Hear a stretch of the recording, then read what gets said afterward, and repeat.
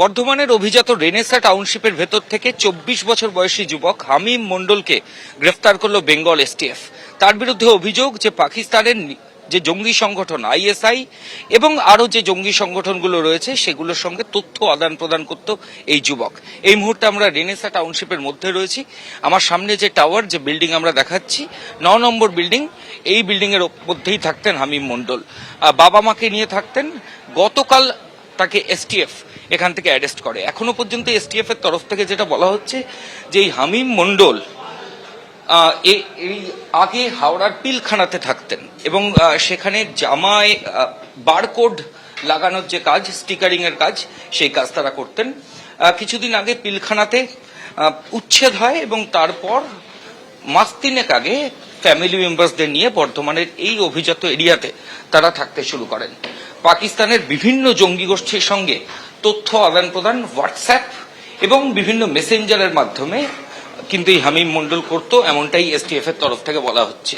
শুধু তাই নয়, বিভিন্ন ব্যক্তি সম্পর্কে তথ্য নেওয়া, ইনফরমেশন নেওয়া, রেকি করা, বিভিন্ন পলিটিক্যাল ব্যক্তি যারা, তাদের ওভারভিউ, তাদের সম্পর্কিত তথ্য, সেগুলোও কিন্তু এই হামিম মণ্ডল করার অ্যাসাইনমেন্ট পেত জঙ্গি গোষ্ঠীর কাছ থেকে, এমনটাই এসটিএফ সূত্রে খবর। ফ্ল্যাট নাম্বার R-9/2B, যে ফ্ল্যাটের সামনে আমরা দাঁড়িয়ে রয়েছি, 3 মাস আগে এই ফ্ল্যাট ভাড়া নিয়ে হামিম মণ্ডল এবং তার পরিবারের সদস্যরা এখানে থাকত। কোন কোন রাজনৈতিক নেতার সম্পর্কে তথ্য এই যুবক এখনো পর্যন্ত নিয়েছে, কোথায় কোথায় সে রেকি করেছে, কাদেরকে রিক্রুট করেছে, এই মডিউলে আর কেউ যুক্ত আছে কিনা, হামিমকে নিজেদের হেফাজতে নিয়ে এই সব প্রশ্নের উত্তর চায় এসটিএফ। ক্যামেরা প্রবীর সামন্তের সঙ্গে কমল কৃষ্ণ দে, ময়ূক ঠাকুর চক্রবর্তী, এবিপি আনন্দ, বর্ধমান। বর্ধমান থেকে কাশ্মীরের জঙ্গি গ্রেপ্তারের বিষয়টি সংবেদনশীল, এ বিষয়ে কোনো মন্তব্য করব না বলেছেন মুখ্যমন্ত্রী শুভেন্দু অধিকারী। তিনি আরও বলেছেন যে প্রতিমন্ত্রী উমেশ রায়ও জঙ্গিদের নজরে ছিল।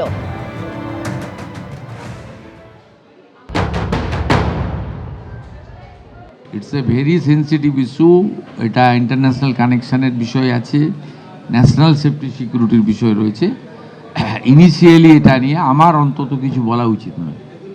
এটা এসটিএফ ডিটেলসে বলবে। আজকে পিসি নেবে বর্ধমানে, তারপরে তাদের কাছে এলে তারা আরও ইলেকট্রনিক ডিভাইসগুলোকে অ্যাসেসমেন্ট করতে হবে। এটা তো ন্যাশনাল সিকিউরিটি আমার একার কথা নয়। Honourable prime minister, honourable HM home minister নবান্নে তো এসেছিলেন 2022 সালে। কেন এসেছিলেন? এখানে পূর্বাঞ্চলে 4টে CM-কে নিয়ে মিটিং হয়েছিল, রিজিওনাল মিটিং। কিন্তু আমরা যখন উনি লেফট করছিলেন, সিঅফ করতে গেছিলাম আমি এবং ডক্টর সুকান্ত মজুমদার, আমরা জিজ্ঞেস করেছিলাম যে আপনি ওখানে চলে গেলেন, ওনার সচিবালয়, ওনার সঙ্গে মিটিং করলেন। আমাদের একটু অভিমান ছিল। উনি আমাকে বলেছিলেন দেশের ইন্টারেস্ট আগে, রাজনীতির উপরে। আমি গেছিলাম মাননীয় মুখ্যমন্ত্রীর কাছে জমি চাইতে, সীমান্ত সুরক্ষা প্রয়োজন। আমরা ওনার যুক্তির কাছে মাথা নিচু করেছিলাম। আবার উমেশ রায় অলসো এই স্ক্যানারের মধ্যে ছিল, বাকিটা আমি বলছি না। ইতিমধ্যেই ধৃত এই জৈশ জঙ্গি হামিম মণ্ডলের 14 দিনের পুলিশ হেফাজতের নির্দেশ দেওয়া হয়েছে। আমরা কথা বলবো আমাদের প্রতিনিধি বর্ধমান থানার সামনে থেকে ময়ূক ঠাকুর চক্রবর্তী মুহূর্তে সরাসরি রয়েছেন। ময়ূক, কিভাবে ঘাঁটি গেড়েছিল এই জৈশ জঙ্গি হামিম মণ্ডল এবং কিভাবেই বা তাকে গ্রেপ্তার করা হলো?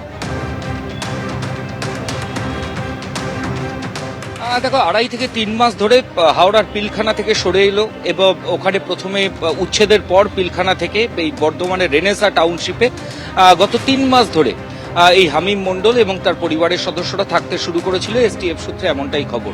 এবং শুধু তাই নয়, বিভিন্ন জঙ্গি গোষ্ঠী, পাকিস্তানের আইএসআই এবং আরও বেশ কয়েকটা জঙ্গি গোষ্ঠী, তাদের সঙ্গে সরাসরি ইনভলভমেন্ট পাওয়া গেছে হামিমের।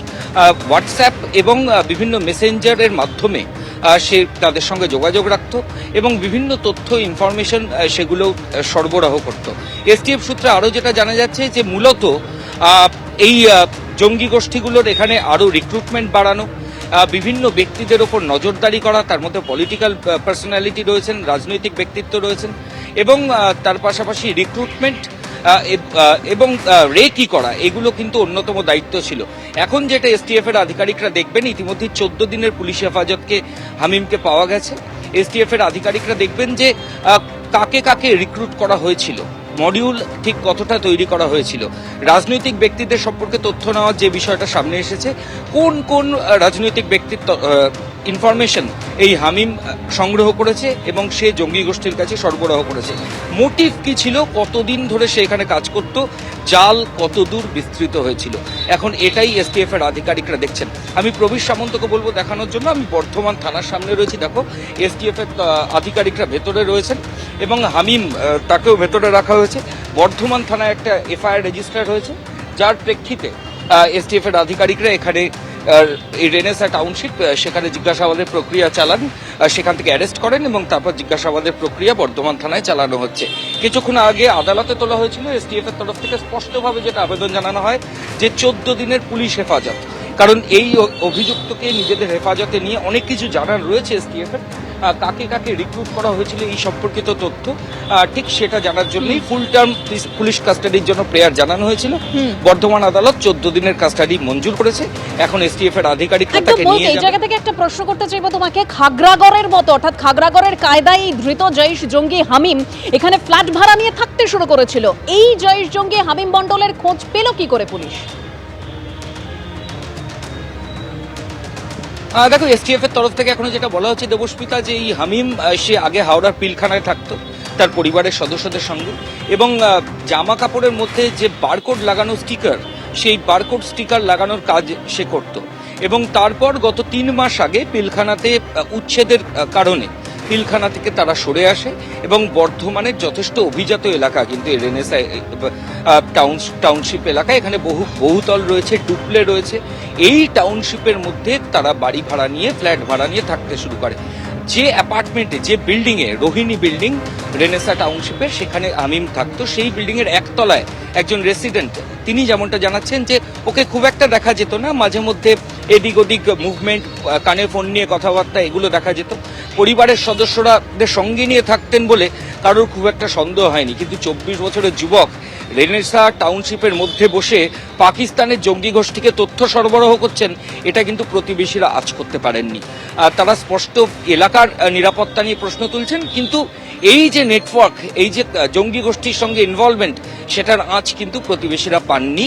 এসটিএফ এর আধিকারিকরা বলছেন আরো অনেকেই হামিমের সঙ্গে ইনভলভ রয়েছে, যাদেরকে রিক্রুটমেন্টের প্রসেস, যাদেরকে ইন্ডিউস করা বা বোঝানোর যে প্রক্রিয়া, জঙ্গি গোষ্ঠীদের তরফ থেকে যে অ্যাসাইনমেন্টগুলো দেওয়া হয়, সেগুলো ইতিমধ্যেই হামিম কাদেরকে করেছে সেই তালিকা এসটিএফ এর আধিকারিকরা করবেন, এবং এরপর হামিমকে কাস্টাডিতে রেখে তাদেরকে নিজেদের হেফাজতে নেওয়ার প্রসেস এসটিএফ এর তরফ থেকে শুরু করা হবে। এবং রেকি কোন কোন জায়গায় করা হয়েছে, আগেও যেমনটা বললাম, কোন কোন রাজনৈতিক ব্যক্তিত্বের সম্পর্কে তথ্য জঙ্গি গোষ্ঠীর কাছে গেছে, এখন এসটিএফ এর আধিকারিকদের কাছে সেই তথ্য হামিমকে জিজ্ঞাসাবাদ করে জোগাড় করাই সবচেয়ে বড় চ্যালেঞ্জ। ধন্যবাদ ময়ূক। ধৃত জৈশ জঙ্গি হামিম মণ্ডলের কাকা তিনি জানিয়েছেন যে আমাদের পরিবারের সঙ্গে এই কোনো যুক্ত নেই, কেউ যোগ নেই কোনো রকম। কি বলেছেন শোনাবো।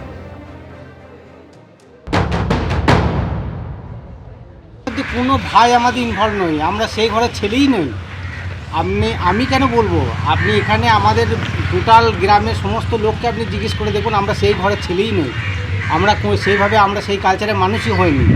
ও যদি ওরকমই হয়, যদি সেরকম যুক্তি প্রমাণ পেয়েই থাকে সরকার, গুলি করে মেরে দেন গা, আমরা কেউ দেখতে যাব না, মেরে দেন গা। আপনার তো সম্পর্কে ভাইপো হয়। ভাইপো হলেই বা যারা মান সম্মান নেই, পরিবেশটাই তো ওখানটায় মহামাডান বেল কোথায়, ওই যেখানে হাওড়া পিলখানা, ওই পিলখানা বেল থেকেই ছেলেটা খারাপ হয়ে গেছে। আমাদের এখান থেকে আমরা বারবার বলি যে এখানে উঠতে চলে আসতে, এখানে চলে আয় এখানে, হ্যাঁ ছেলেটা খারাপ হয়ে গেছে। এবিপি আনন্দ, এগিয়ে থাকে, এগিয়ে রাখে।